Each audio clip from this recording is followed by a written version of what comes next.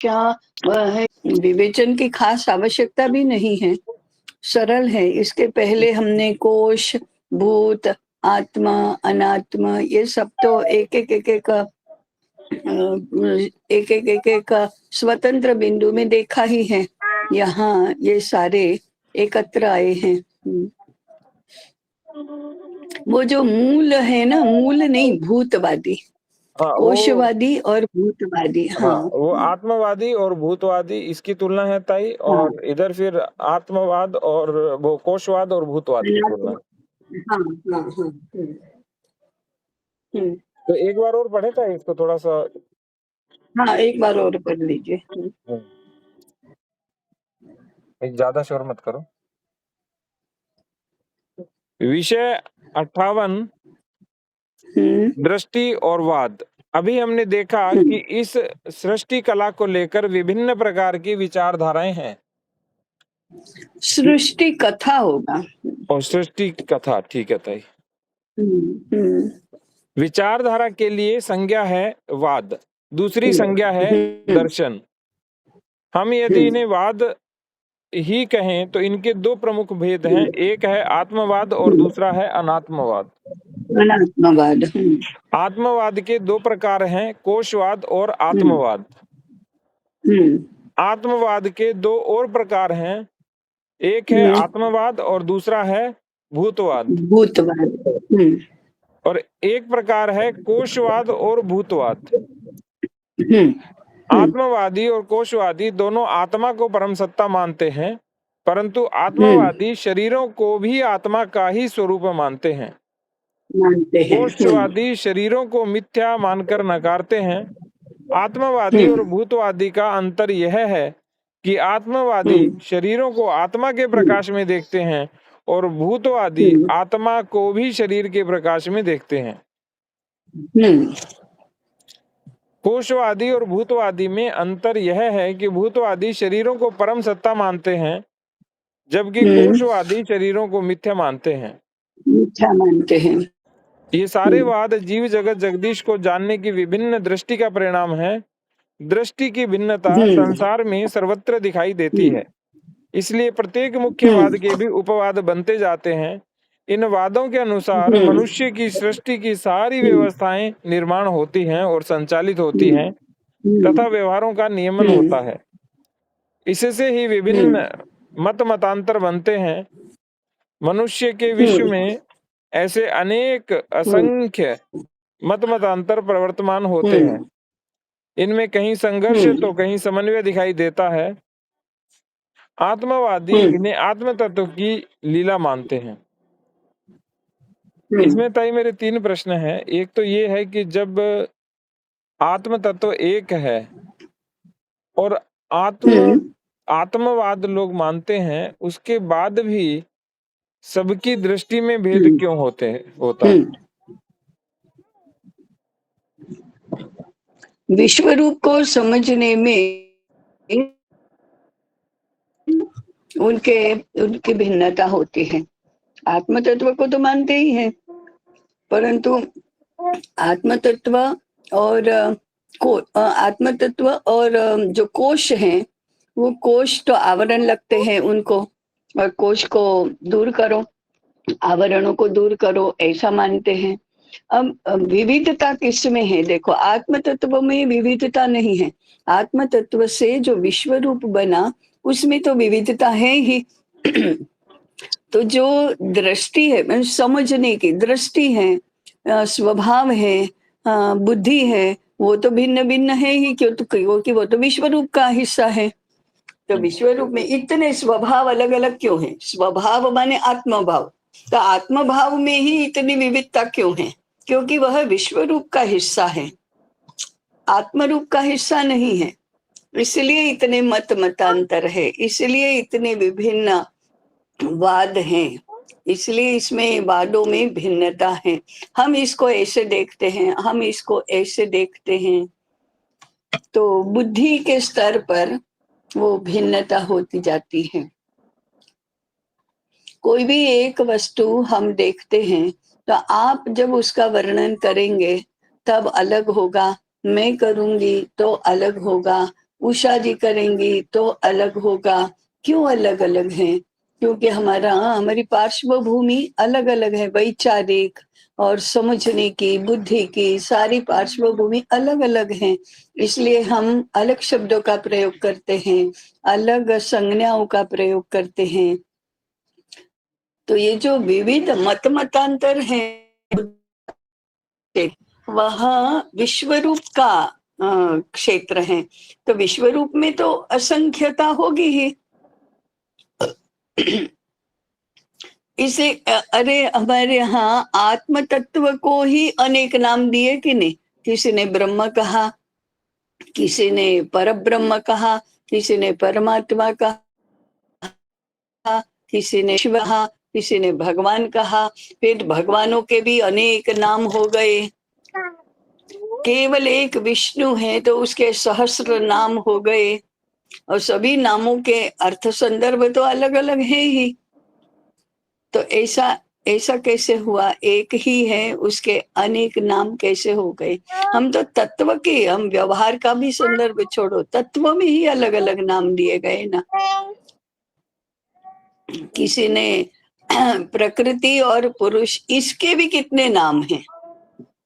परा प्रकृति, चेतन, जीवन, जीव, कितने आत्मा, कितने नाम पुरुष को दिए गए। तो जैसे जिसकी दृष्टि वैसे वो नाम देते हैं। जैसे वो चेतन और जड़ में विभाजित हुआ और जैसे ही चिज्जड़ ग्रंथि बनी, उसी समय ये विविधता भी इसमें निहित हो गई। एक तो वाद और दर्शन, यहाँ दोनों हाँ, एक ही रूप में प्रयुक्त हुआ है या अलग अलग? दर्शन के दो दो अर्थ है। एक है दर्शन माने दृष्टा, जो अनुभूति है, उसको भी दर्शन बोलते हैं। और दूसरा बुद्धि से जो समझाया जाता है, उसे भी दर्शन बोलते हैं। आप जो जिस दर्शन शास्त्र का अध्ययन कर स्तर पर हैं, आर्ष दृष्टा ऋषियों को जो मंत्र दर्शन हुआ, वो अनुभूति का क्षेत्र है। दोनों के लिए हमारे यहाँ दर्शन शब्द का प्रयोग हुआ है। तो बुद्धि के स्तर पर जो दर्शन है वह वाद है। अनुभूति के स्तर पर जो दृष्टि, जो दर्शन है, वो मूल में उसको तो शुद्ध दर्शन ही बोलते हैं। परंतु डिस्कोर्स में दोनों को दर्शन कहा है। तो जो हमारे विविध षड दर्शन हैं, वे बौद्धिक स्तर के हैं। वो दृष्टा ऋषि है, उसी ने ही यदि उसको दर्शन के रूप में, माने फिलोसॉफी, तत्व ज्ञान के रूप में निरूपण किया, तो अनुभूति करने वाला ही तात्विक विवेचन भी कर रहा है। तो उसके लिए दोनों ही प्रकार के दर्शन हैं। एक दर्शन अनुभूति और दूसरा दर्शन उस अनुभूति रूप दर्शन की बौद्धिक प्रस्तुति, दोनों ही। परंतु और कोई जो इसमें समझने का प्रयास करता है, समझाने का प्रयास करता है, उसके लिए जो जो सुन रहा है, उसके लिए वह अनुभूति गम्य दर्शन नहीं है, वह बुद्धि गम्य दर्शन है। बुद्धि गम्य दर्शन जो है, उसके लिए वाद संज्ञा प्रयुक्त की जाती है। तो ताई यहाँ विचारधारा के रूप में वाद और दर्शन एक है। हाँ, एक है। हाँ, विचारधारा के रूप में। अनुभूति या दृष्टा के रूप में वाद, विचारधारा और दर्शन अलग अलग हैं। नहीं, अलग अलग हैं। यानी दोनों दर्शन के दोनों स्तर हैं, दोनों अर्थ हैं। दर्शन विचारधारा को भी कहते हैं, दर्शन दर्शन को भी कहते हैं। दर्शन के लिए अनुभूति के स्तर पर दूसरा कोई शब्द नहीं है। बहुत हो गया तो अनुभूति का हो। मूलतः दृष्टा और दर्शन, आर्ष दर्शन, अनुभूति को ही मूलतः दर्शन कहा। परंतु बुद्धिगम्य बनाया उस अनुभूति को, तो उसे भी फिर दर्शन कहा।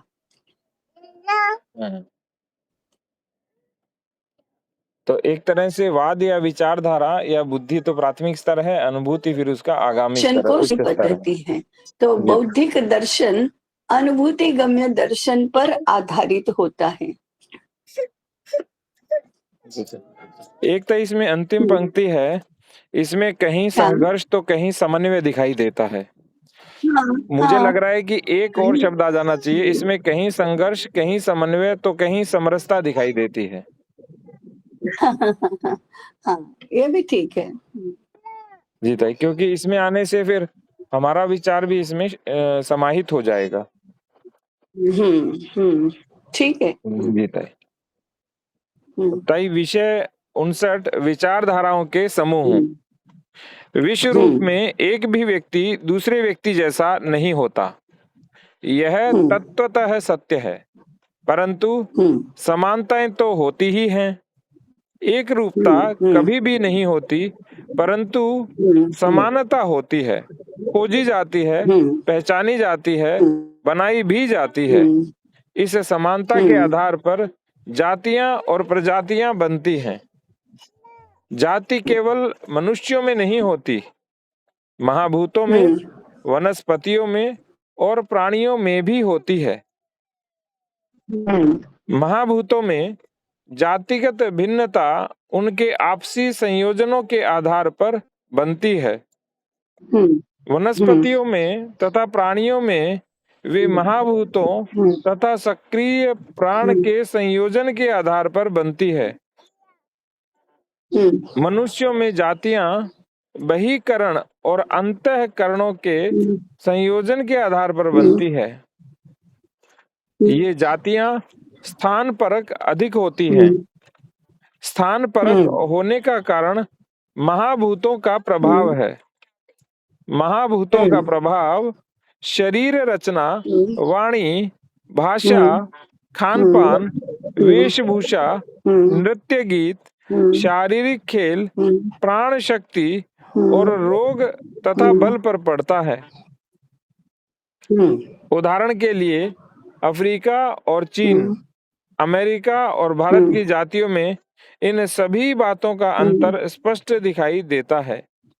मनुष्यों में अंतःकरण और स्थानशः महाभूतों के संयोजन के आधार पर जातियां एक दूसरे से भिन्न बनती हैं। प्रथम अंतःकरणों का संधान, फिर महाभूतों का संधान और फिर अंतःकरण और महाभूतों का संधान जातियों की भिन्नता का कारण बनता है। ये संघात जातियां बनती हैं। ये संधान है या संघात है ताई? संघात संघात। हाँ। वो उसको समझ में ही नहीं आया, संघात शब्द ही समझ में नहीं आया, इसलिए जहां जहां संघात है वहां वहां संधान लिखा है। जी जी ताई। ये संघात जातियां बनती है। ये जातियां प्रजाएं कही जाती है और इन प्रजाओं से राष्ट्र बनते हैं। विश्व रूप में अनेक राष्ट्र होते हैं और उन राष्ट्रों में भी विचारधाराओं में समानता कम अधिक मात्रा में होती है। जी ताई। ये तो सरल है ना, स्पष्ट है कि कैसे विश्व में विचारधाराओं के समूह बनते हैं। जी ताई। वो तो महाभूत और अंतःकरण के कारण बनते हैं ताई। और अंतःकरण को हम त्रिगुण भी कह सकते हैं ताई, क्योंकि त्रिगुण क्रियात्मक रूप में तो मन बुद्धि अहंकार के रूप में ही होते हैं। हाँ, अंतःकरण त्रिगुणात्मक ही होता है। और त्रिगुणात्मक जो, क्योंकि क्रियात्मक रूप तो वही है, बाकी तो और कुछ है नहीं त्रिगुण का। हाँ, हाँ, हाँ। तो था इसका तात्पर्य ये हुआ, अभी तक जो हम त्रिगुण समझ रहे थे वो मूल रूप से अंतःकरण के रूप में मन बुद्धि अहंकार हैं। हाँ, हाँ। तो वे कृति रूप में, क्रिया रूप में मन बुद्धि अहंकार है। स्थिति रूप में पंच महाभूतों के में अनुस्यूत होते ही हैं, तन्मात्रा के रूप में होते ही हैं। हाँ, स्थिति रूप में तो उनमें भी त्रिगुण रहते ही हैं, पंच महाभूतों में भी त्रिगुण होते हैं। हाँ, त्रिगुण होते हैं। कृति रूप में वो मन बुद्धि अहंकार है। किंतु जो हमारे काम आते हैं या संसार में असंख्य ये वो जीवों का कृति रूप। और निर्माण करते हैं, वो तो मन हम्म, बुद्धि अहंकार से ही है सब। हाँ बिल्कुल। जी सही। इसीलिए ताई जो हम्म पशु होता है या वनस्पति होती है, वो अलग हम्म होते हुए भी बहुत एक जैसी दिखाई देती है, क्योंकि उसमें अंतःकरण सक्रिय हाँ, नहीं, तो त्रिगुण भी सक्रिय नहीं। नहीं रहता। हाँ, त्रिगुण सक्रिय नहीं है। हाँ जी ताई। हम्म विषय 60 राष्ट्रों की भिन्नता। हम्म विचारधारा की समानता के आधार पर लोगों के समूह बनते हैं। हम्म विचारधारा अंतःकरणों की प्रवृत्ति पर महाभूतों के संयोजनों का प्रभाव होता है। हम्म ये समझ नहीं है, तो विचारधारा हाँ, अंतःकरणों की प्रवृत्ति पर जे महाभूतों के संयोजनों का प्रभाव होता है। हम्म हाँ, विचारधारा मैंने में करेंगे। अंधकरण। हम्म हाँ, मैंने दोनों विचारधारा बनती है। हम्म अकेले पंच महाभूतों से नहीं बनती, अकेले अंतःकरण से भी नहीं बनती, दोनों ही बनती हैं। और वह भी स्थान विशेष, महाभूतों से ही तो स्थान बनते हैं ना। हम्म माने भूमि भूमि वायु, तापमान, जल आबोहवा, यानी जल की स्थिति आदि, ये पंचमहाभूतों से ही तो देश बनता है, स्थान विशेष बनता है। जी एक स्थान दूसरे स्थान से अलग कैसे होता है? माने भारत की भूमि और अमेरिका की भूमि किस रूप में अलग है? तो केवल अंतर है, एक यहाँ है और एक वहाँ है, इतने मात्र से नहीं। जलमान, तापमान, हवामान और पृथ्वी माने भूमि, इन सब का संघात जिस रूप का होता है, संयोजन जिस रूप का होता है, उस रूप में एक स्थान, एक देश दूसरे देश से अलग होता है। माने भारत की मिट्टी, अमेरिका की मिट्टी, दोनों में अंतर है।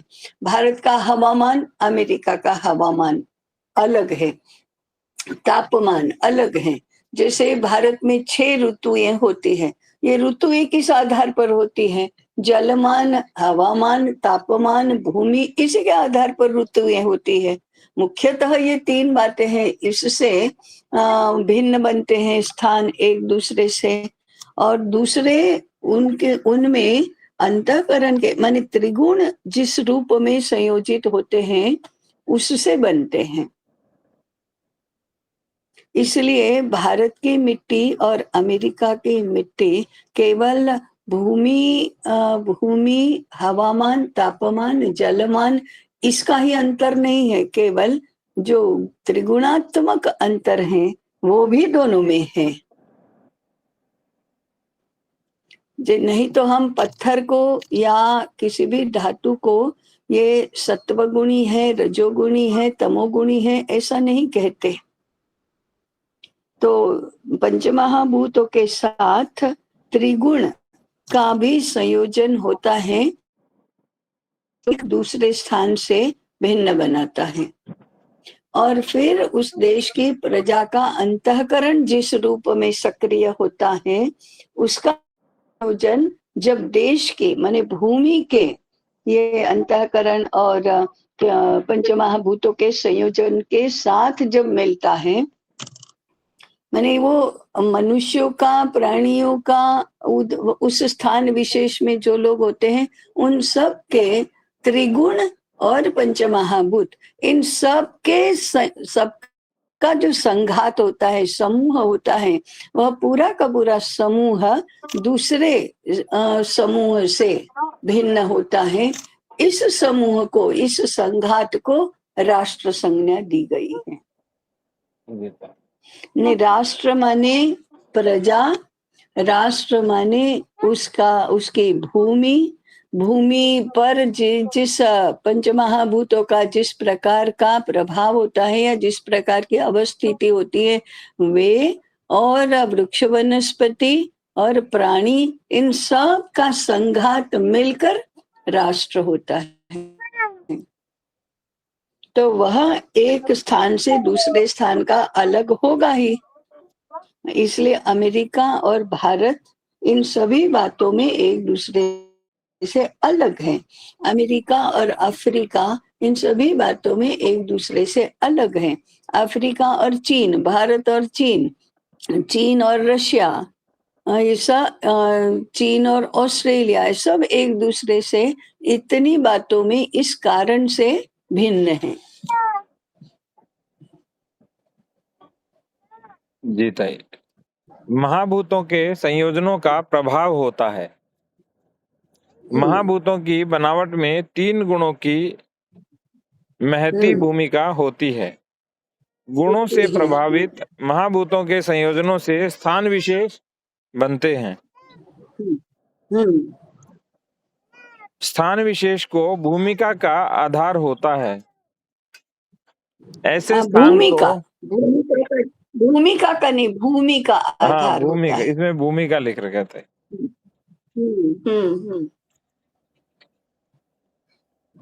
भूमिका आधार होता है। ऐसे स्थान को देश कहा जाता है। इस देश में उसी विशिष्ट विचारधारा की प्रजा का निवास होता है। देश और प्रजा का अंतःकरण आधारित संबंध बनता है। इस संबंध से राष्ट्र बनता है। विचारधारा और महाभूतों के विभिन्न संयोजनों से प्रजाएं बनती है और उसके स्थान विशेष के संबंधों के आधार पर विभिन्न राष्ट्र बनते हैं। एक राष्ट्र ऐसा होता है जो अपनी निवास की भूमि को माता मानता है। एक राष्ट्र ऐसा होता है जो अपने निवास की भूमि को पिता मानता है। कोई राष्ट्र ऐसा होता है जो अपने निवास की भूमि को केवल भूमि मानता है। उसे भवन, मार्ग, कृषि आदि के उपयोग के लिए बनाया गया है, ऐसा मानता है। कोई राष्ट्र भूमि को प्रकृति का एक अंग मानकर उसे देवता मानता है। इस प्रकार विश्व में भिन्न भिन्न प्रकार के राष्ट्र होते हैं। हर राष्ट्र की विचारधारा भिन्न, संबंधों का स्वरूप भिन्न, व्यवहारों की शैली भिन्न, विचारों और भावनाओं की अभिव्यक्ति की पद्धति भिन्न, विश्व रूप की समझ भिन्न, विश्व की रचनाओं और प्रक्रियाओं की समझ भिन्न होती है। कहीं यह भिन्नता संघर्ष निर्माण करती है, कहीं समन्वय, तो कहीं सौंदर्य बोध। कहीं भिन्नता का सहज स्वीकार है, कहीं तीव्र अस्वीकार। कालानुसार इनमें उतार चढ़ाव होते रहते हैं, परंतु राष्ट्रों की मूल प्रवृत्ति वही रहती है। जी ताई, इतना ही है ताई। हाँ, तो वही है ना कि संघर्ष होता है, इतना भिन्न मानते हैं, तो कहीं तो समन्वय होता है, कहीं संघर्ष होता है। संघर्ष हम देख ही रहे हैं, इस्लाम और हिंदू का संघर्ष, क्रिश्चियनिटी और हिंदू का संघर्ष, इस्लाम के अंतर्गत संघर्ष हम देख ही रहे हैं, क्योंकि ये सारी बातें भिन्न हैं और इसमें उतार चढ़ाव होते रहते हैं, वो भी हम देखते ही हैं।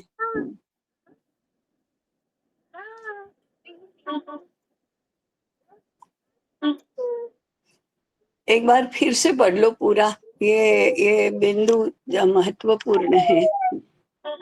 पूरा राष्ट्रों की भिन्नता पूरा ताई। हाँ, ये बिंदु, हाँ और ठीक है। हाँ, ये कहीं भिन्नता संघर्ष निर्माण करती है, कहीं समन्वय, तो कहीं सौंदर्य बोध। कहीं भिन्न है तो हाँ, तो हमको सुंदर लगता है। सब एक रूप होगा तो सुंदर नहीं लगेगा।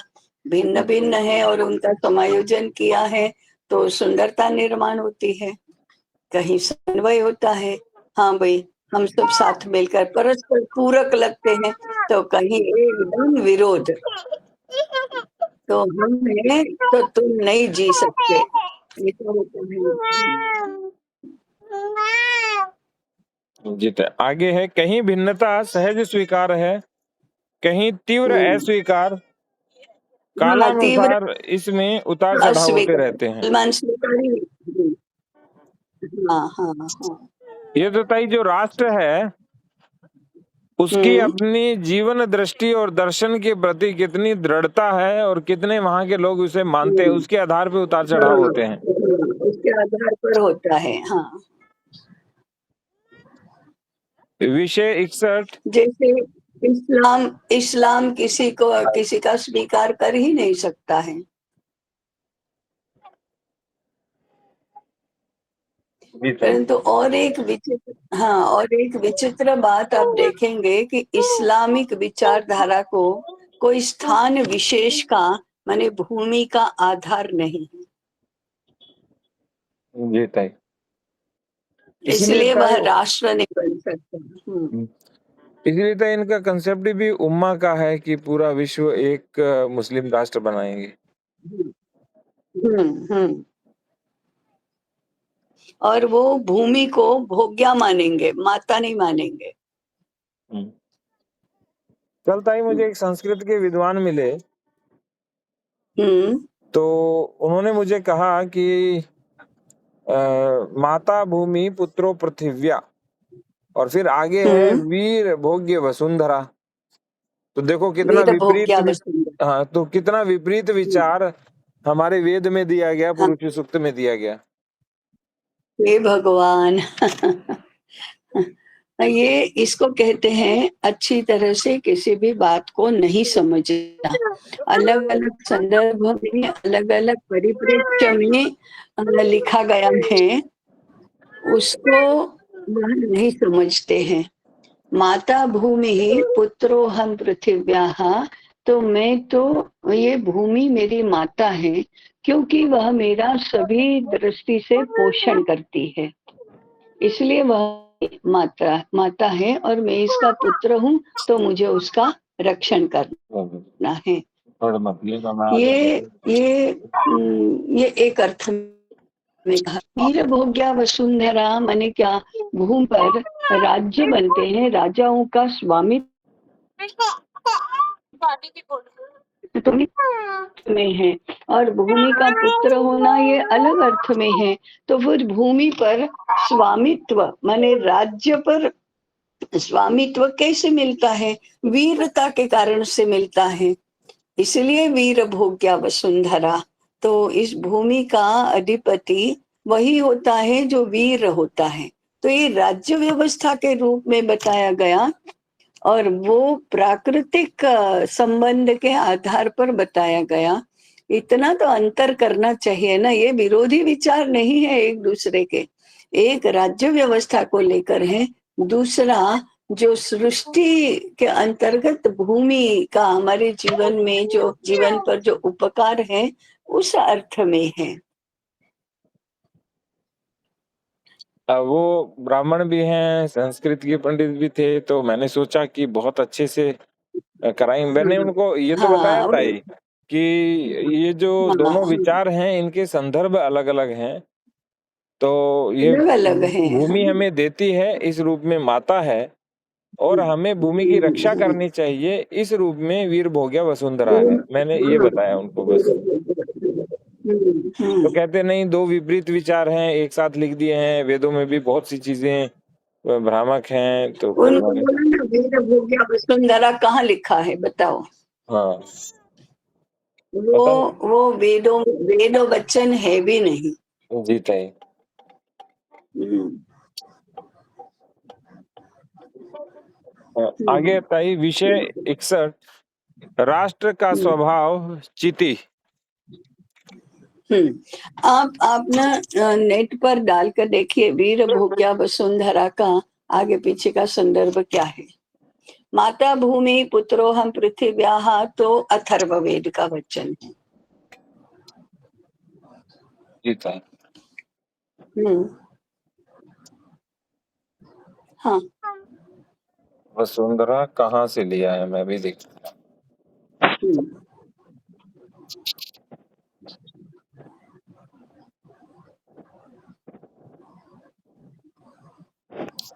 जी ताई, ये कोई ये है शिव पुराण संहिता।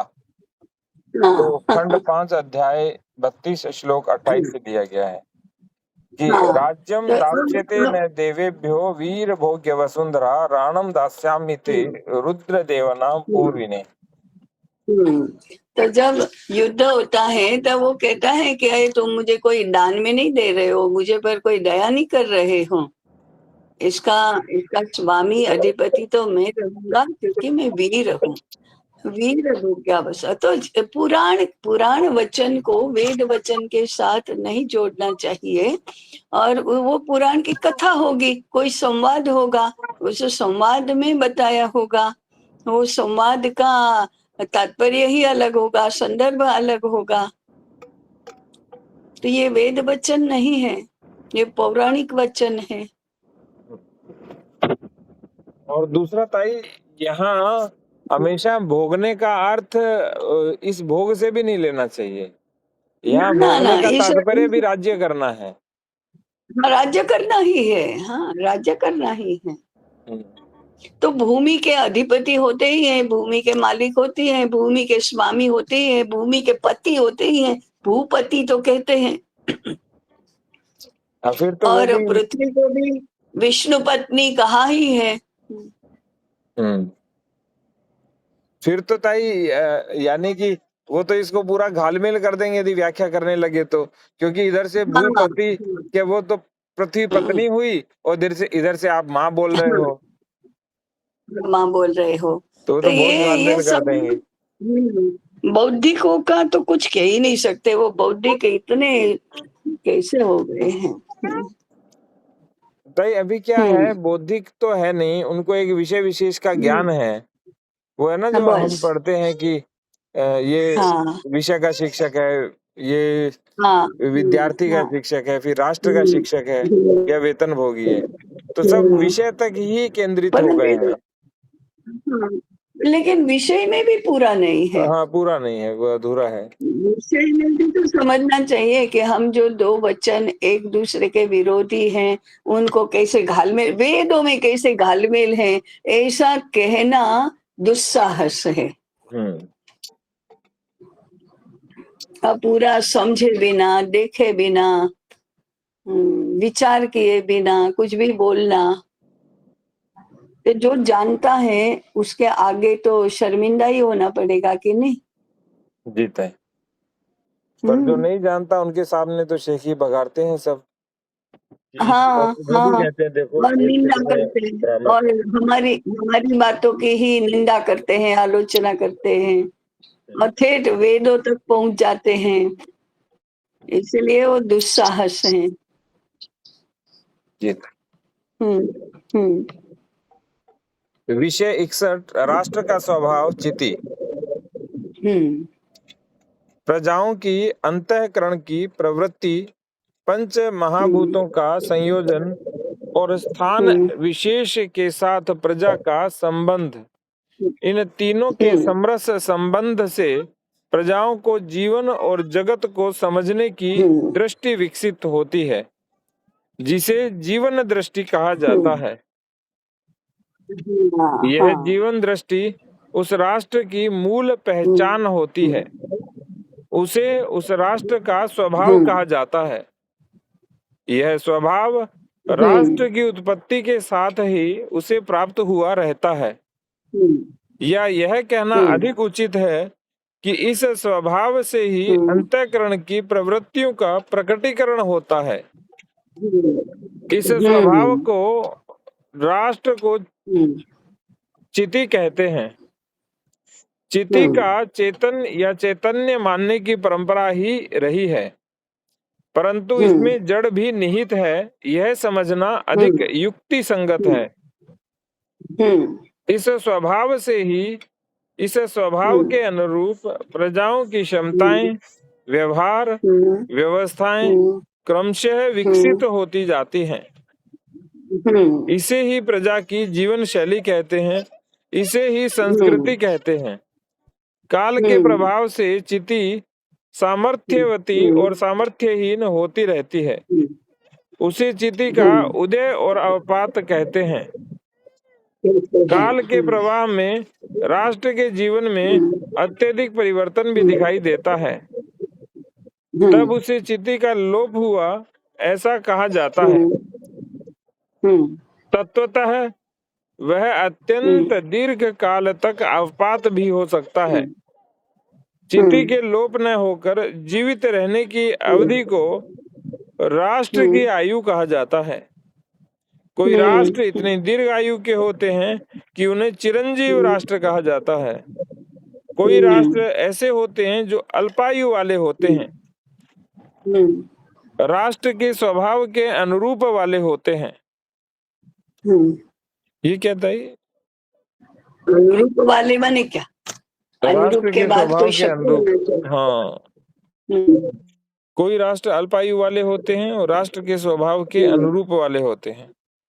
इस विश्व रूप में काल के प्रवाह में नए नए राष्ट्रों का जन्म होता है। अपनी अपनी आयु के अनुसार वे अपनी भूमिका निभाते हैं और काल के प्रवाह में लुप्त हो जाते हैं।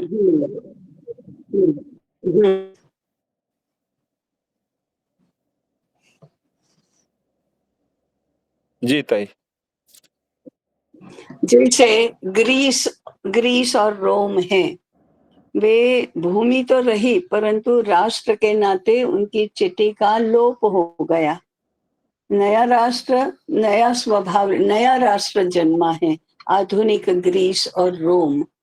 इज़राइल दीर्घ काल तक भूमि नहीं थी परंतु राष्ट्र की चिति जीवित थी और दीर्घ काल के बाद उसको भूमि भी वापस मिली, तो वह राष्ट्र पुनः उसका उदय हो गया।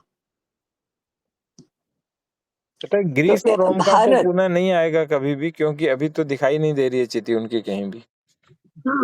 तो माने संभावना यही है कि हजारों वर्ष तक वो सुप्त अवस्था में रही, अवपात की स्थिति में रही, फिर वह फिर से उदय हो सकता है, अथवा तो वह पूर्ण रूप से लोप हो गया और उसके स्थान पर नए राष्ट्र का जन्म हो गया।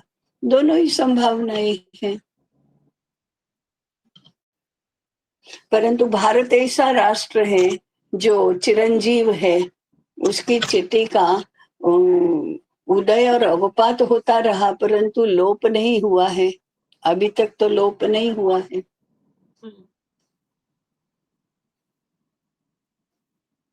इज़राइल का भी लोप नहीं हुआ। चीन का अवपात हो रहा है अभी, हो सकता है पुनः उसका उदय हो।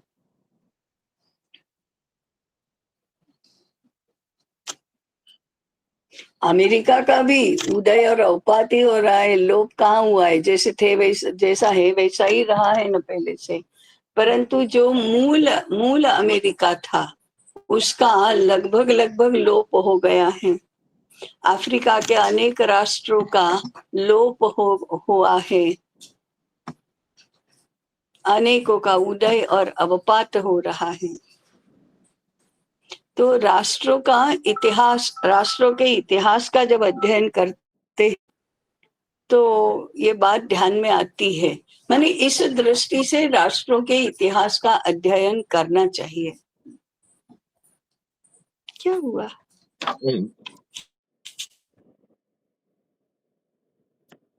है ना कि अल्प आयु वाले होते हैं तो वो सारा निर्धारण तो होता है उनकी चिति के कारण से, उनका स्वभाव ही ऐसा है।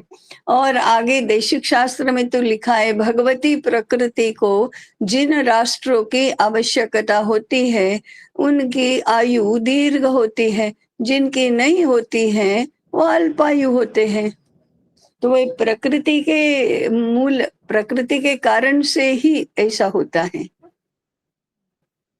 ये तो सभी को आयु आयु का हिसाब तो सभी को लागू है। कोई दीर्घायु वाले होते हैं, कोई चिरंजीवी भी, हमारे यहाँ तो चिरंजीवी की भी कल्पना है, जो फिर दीर्घ आयु की है, अल्प आयु की है। और हम तो ये भी कहते हैं कि गर्भाधान के समय ही इस जन्म की आयु कितनी है वो तय हो जाता है। तो ये सारे इसके मूल में प्रकृति ही है।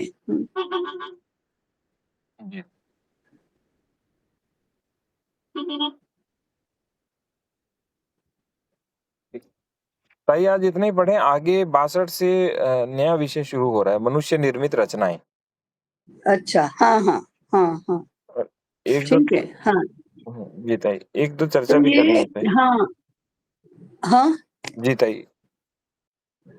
ये जो आज जो पढ़ा ना कि विभिन्न विचारधाराएँ, फिर दर्शन और वाद और फिर चिति और राष्ट्र, ये आज जो पढ़ा है उसको पुनः 1 बार 2 बार पढ़ने की आवश्यकता है। जी ताई। एक काम करेंगे ताई, हुँ। पुनः एक बार और पढ़ लेंगे इसको, बंद करेंगे। हाँ, पढ़ लेंगे, हाँ, पढ़ लेंगे। एक बार आप पढ़ लीजिए फिर कल पुनः पढ़ेंगे। जी हुँ, ताई। हाँ, और क्या कह रहे थे?